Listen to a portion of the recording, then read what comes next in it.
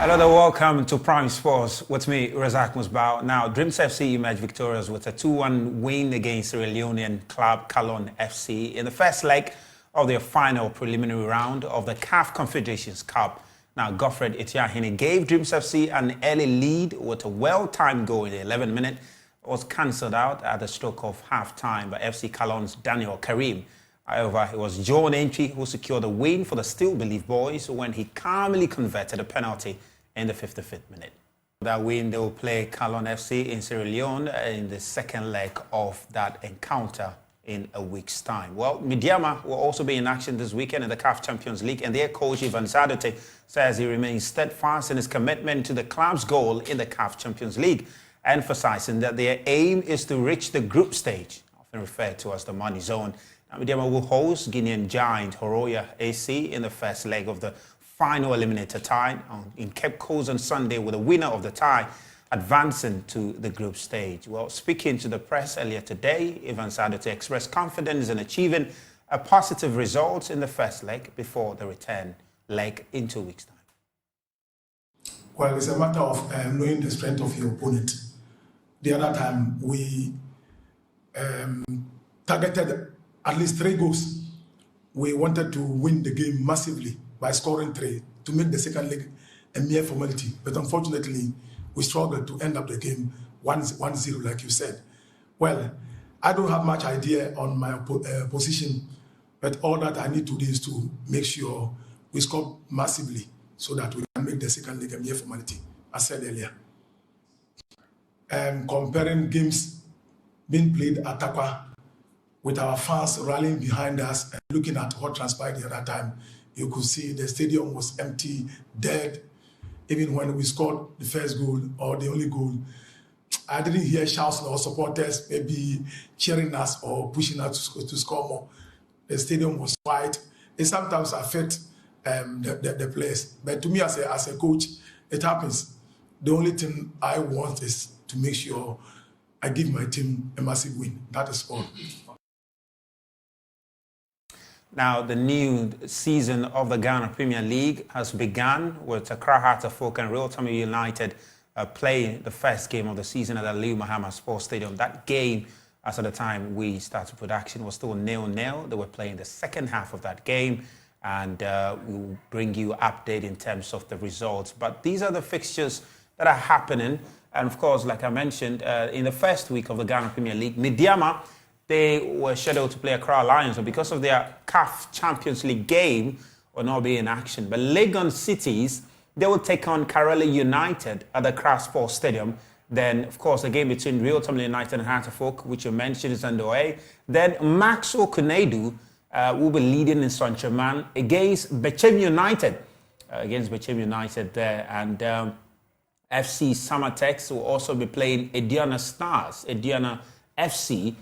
Big game to look forward to. Dreams FC were supposed to play Nations FC this weekend, but that game has been postponed because of Dreams FC CAF Confederations Cup engagement. Asante Kotoko will play Heart of Lions at the Barbara Sports Stadium on Sunday. It's going to be another flat light. Then Great Olympics will play Bofokatano.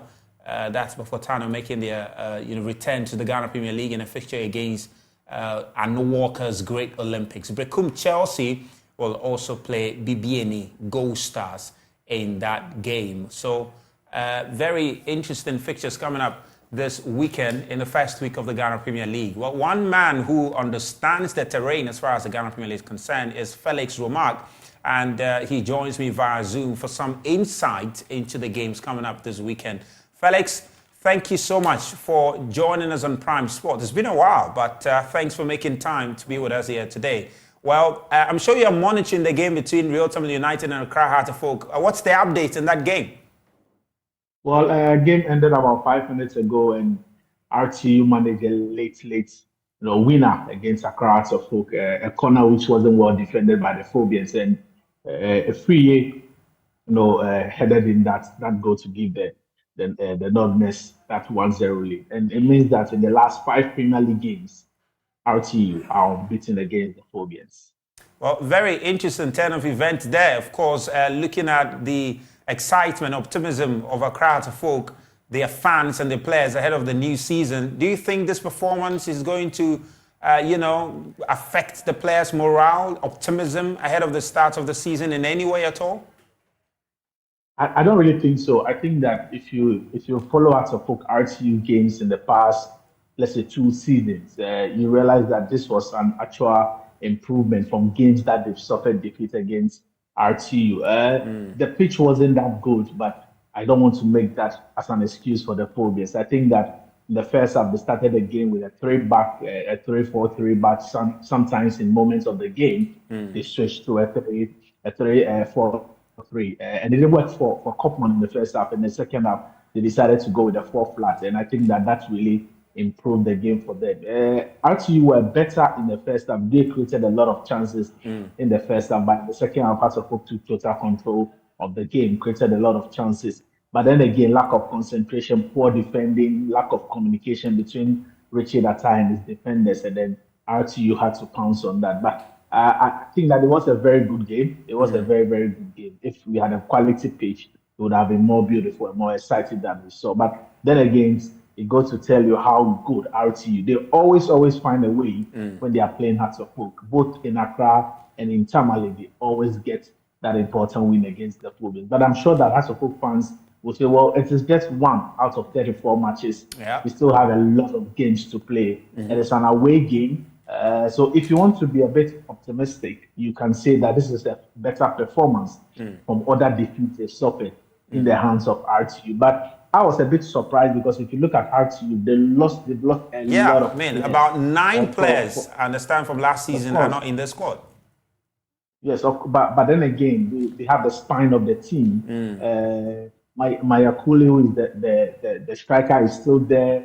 Hafiz Konkoni and Hafiz Adams, who is the captain of the side, is still there.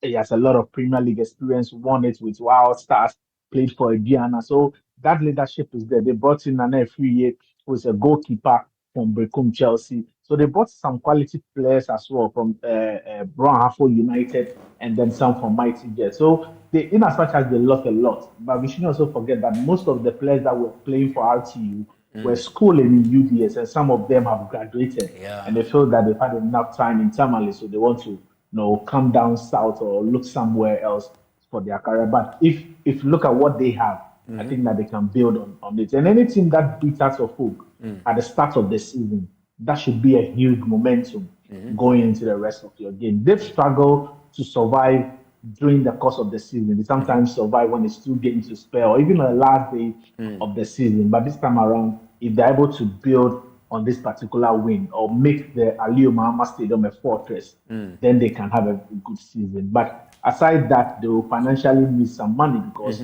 it hasn't been tough for them. But they put everything aside and they really went hard on this game. And for me, it was an encouraging, attendance at the stadium. A lot of supporters. It started raining at somewhere around 12 in the afternoon. It was even raining within moments of the game, but the supporters came out to support their team. And if they can get to this kind of crowd during the course of the season, then the Aliyu Mahama Stadium will be a very difficult ground for visiting teams. I mean, let's talk about the games coming up this weekend, though. We know Asante Kotoko themselves will play host to Heart of Lions. Heart of Lions are returning to the Ghana Premier League after almost a decade. It will be an interesting fixture to look forward to. But beyond that, tell me, so that's the fixture this weekend, Felix.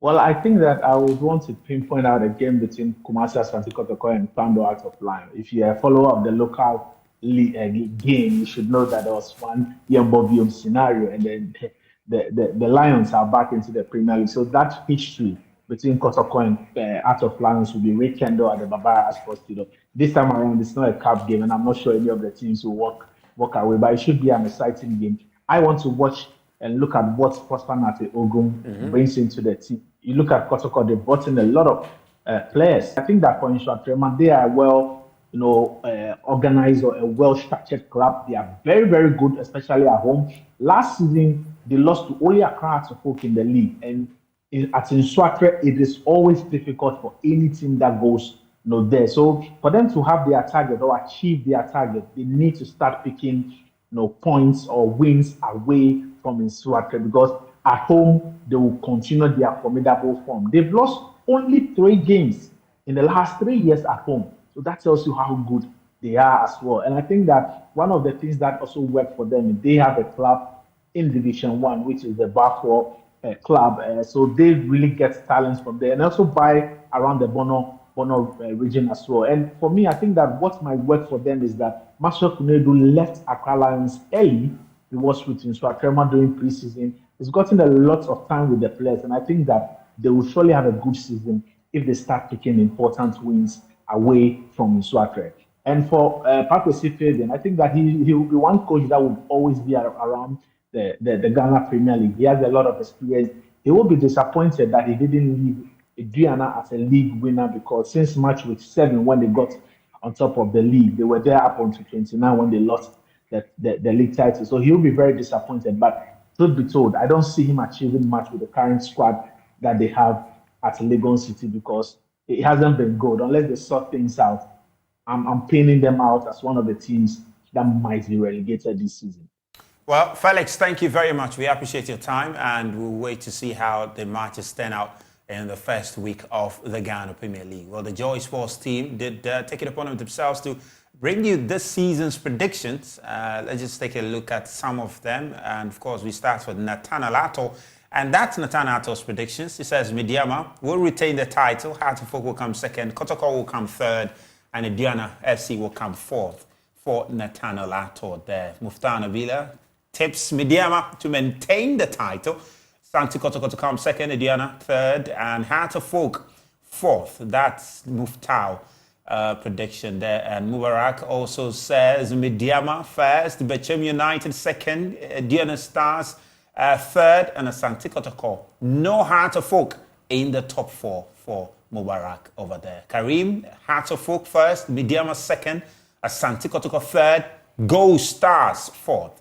And very, very interesting prediction. George Ado Jr. tips Hartlepool to come top despite losing today. Not sure if he's going to change his prediction, but Medeama are second, Kotoko are third, and Indiana are fourth for George Ado Jr. there. Gary Al Smith says Medeama will retain the title, Kotoko will come second, Hartlepool will be third, and Indiana will be fourth.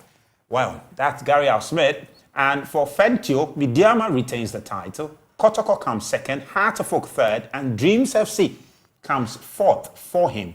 Well, interesting prediction for Daniel. Kotoko first. First prediction we're seeing Kotoko in, claiming the title this season. Medeama are second, and Indiana are third, and Hartlepool will play in the top 4 for Daniel Cranton.